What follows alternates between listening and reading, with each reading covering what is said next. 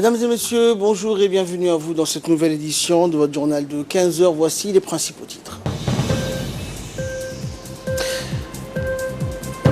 Remise d'habits neufs aux orphelins de la ville de Djibouti par le comité exécutif du parti du Rassemblement populaire pour le progrès. Entrée en vigueur de la zone de libre-échange à l'Union africaine. Bonjour, merci à vous de nous rejoindre. Le président de la République, Ismaël Omar Guelleh, a rendu un vibrant hommage à la mémoire de Feu Waberi Nour Eleye, président de la commune de Balbala, décédé vendredi soir des suites d'un accident vasculaire cérébral ou un AVC. Dans son hommage posthume, le président Guelleh a décrit le défunt de patriote qui a toujours œuvré au renforcement de l'unité et de la cohésion de son pays et peuple. Un modèle d'humilité, il forçait souvent le respect pour son accessibilité et sa disponibilité permanente, a déclaré le chef de l'État, qui a par ailleurs exprimé ses condoléances attristées à la famille et aux proches et amis du regretté Waberi Nour Eleye, puisse de Tout-Puissant l'accueillir dans son paradis éternel, a également souhaité le président de la République. Marié et père de famille, Feu Waberi Nour Eleye était une personnalité très connue et appréciée des Djiboutiens. Inna lillahi wa inna ilayhi raji'un. Un iftar collectif, donc organisé, traditionnelle distribution des habits orphelins du mois béni du Ramadan. Le Rassemblement populaire pour le progrès, le RPP, a comme chaque année entamé ses actions sociales auprès des plus démunis. Il est connu que la première force politique du pays ne fait pas de pause dans ses actions militantes et de bienfaisance durant le mois béni du Ramadan. C'est dans ce cadre que le RPP organise donc un iftar et distribue des habits pour les orphelins dans toutes ces fédérations du pays. La distribution des habits pour les orphelins a débuté donc vendredi dernier par la fédération de Boulaos et Razdika, qui sera suivie donc par la fédération de Balbala hier, 1er juin.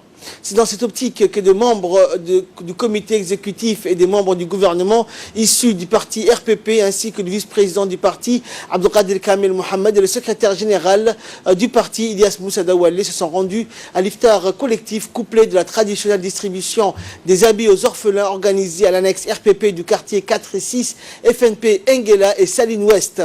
Ils ont observé la rupture du jeûne avec de nombreux militants et militantes ainsi que plusieurs sympathisants du parti RPP. Cet iftar collectif a rassemblé donc également des membres de la société civile et donc toutes les sphères sociales de la fédération de Boulaos et Razdika. C'est un événement donc fraternel teinté d'un esprit religieux qui marque la rupture du jeûne. La visite donc de ces officiels reprend une traditionnelle tournée des membres du comité exécutif qui intervient également dans le cadre du programme social de bienfaisance appelé « Habiller un orphelin », bien que notre parti donc mène dans toutes les fédérations du pays. Cette rencontre avec les militants et sympathisants du plus vieux parti du pays a pris fin avec la distribution des habits neufs aux enfants orphelins et défavorisés, comme l'a toujours voulu notre tradition islamique.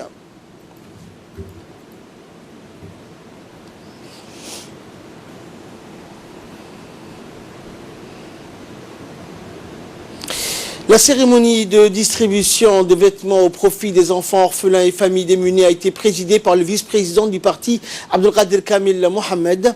Le vice-président a précisé que, comme à l'accoutumée, le parti RPP montre ses actions de solidarité, surtout dans les derniers jours du mois béni du Ramadan. Cet événement s'est déroulé chaque fois dans les annexes RPP, mais cette fois, nous avons privilégié, a-t-il dit, les fédérations et aujourd'hui, notre action de solidarité concerne la fédération de Boulaos et de Razdika. Et c'est une nouvelle approche que nous avons initiée, a-t-il indiqué, pour favoriser l'implication des membres du parti au niveau des fédérations. Par ailleurs, le vice-président a annoncé que des tournées seront organisées dans les annexes du parti avec les nouveaux membres du comité exécutif qui ont été renouvelés.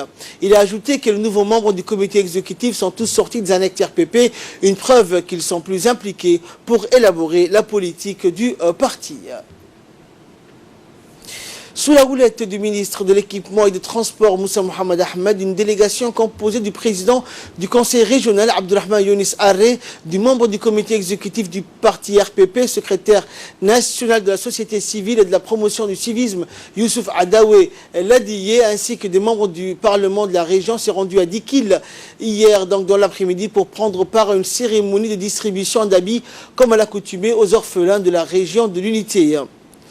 Ont participé donc également à cette cérémonie les militants du parti RPP, les élus locaux, les membres de l'annexe ainsi que les notables de la ville de l'Unité. Après un moment de joie et de convivialité, la délégation a procédé à la distribution des habits aux orphelins du chef-lieu de Dikil et ceux des sous-préfectures de Yoboki, As'ila et de Mouloud.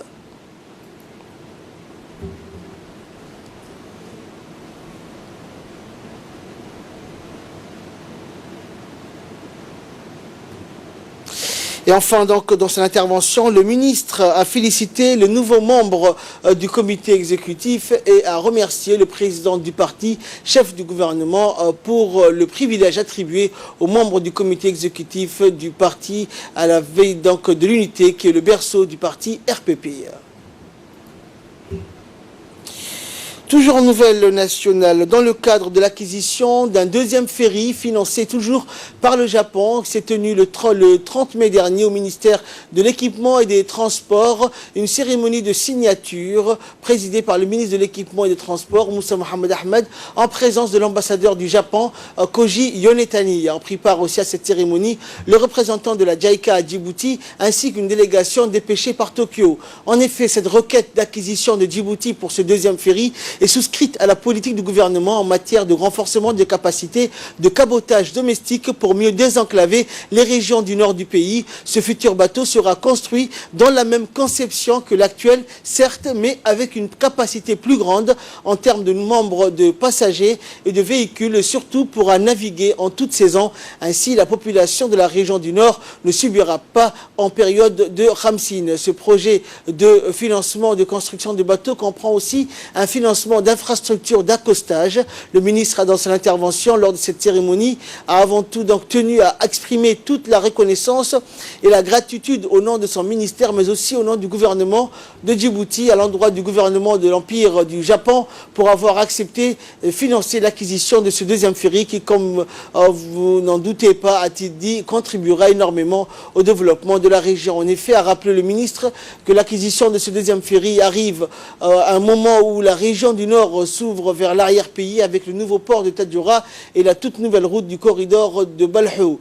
L'ambassadeur du Japon, prenant la parole, a salué à son tour les bonnes relations de coopération privilégiées entre Djibouti et le Japon datant de 40 ans et s'est félicité de la concrétisation de ce projet d'acquisition du deuxième ferry 10 ans après l'attribution de l'actuel.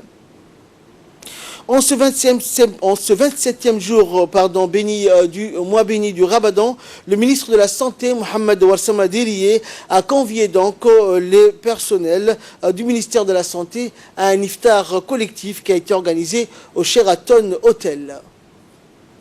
Médecins, cadres, techniciens de santé ou manœuvres, ils étaient plus de 500 personnels de santé, toutes catégories confondues, exerçant dans tous les recoins donc, du pays à être conviés pour cette rupture de jeûne. À noter également la présence du ministre des Communications, chargé des postes et télécommunications, la douane Abdillahi Badon, et du ministre du secrétaire d'État à la décentralisation, Hamadou Mohamed Alamis, du secrétaire général du ministère de la Santé et des hauts cadres qui ont également participé aux côtés du ministre de la Santé à cette séance de rupture de jeûne. L'iftar collectif contribue donc à un formidable moyen de rassemblement et cohésion qui scelle et raffermisse les liens fraternels pour renforcer les valeurs de partage et de cordialité au sein de la famille du ministère de la Santé.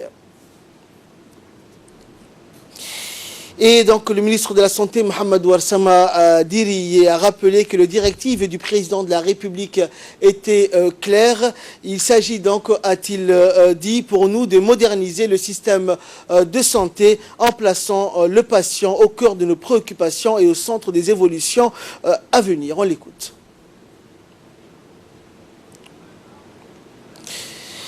Une forte délégation comprenant donc le ministre de l'environnement, Mohamed Abdelkader Moussa Helem, ainsi que les membres de l'association d'Adal Arho, actifs dans le développement, étaient dans la sous-préfecture de As'ila, dans la région de Dikil, pour participer à un iftar collectif suivi de dons de vêtements pour les enfants de familles démunies.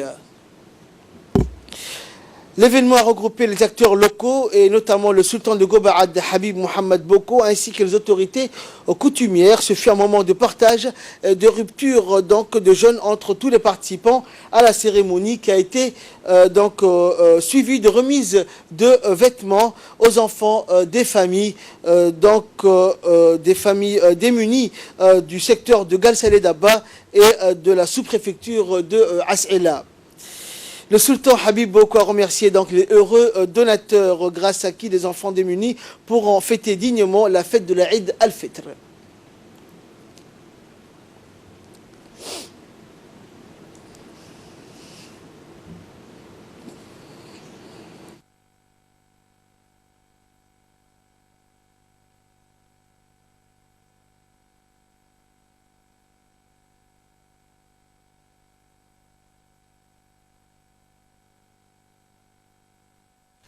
Et dans son intervention, le ministre de l'Environnement, Mohamed Abdelkader Moussa Helem, a profité de l'occasion pour souhaiter une bonne fin du mois béni du Ramadan et une bonne fête de la Eid al-Fitr à l'ensemble des participants à la cérémonie, notamment donc le sultan de Gobaad, Habib Mohamed Boko, et tous les responsables de la région de Dikil et de la sous-préfecture de As'ila.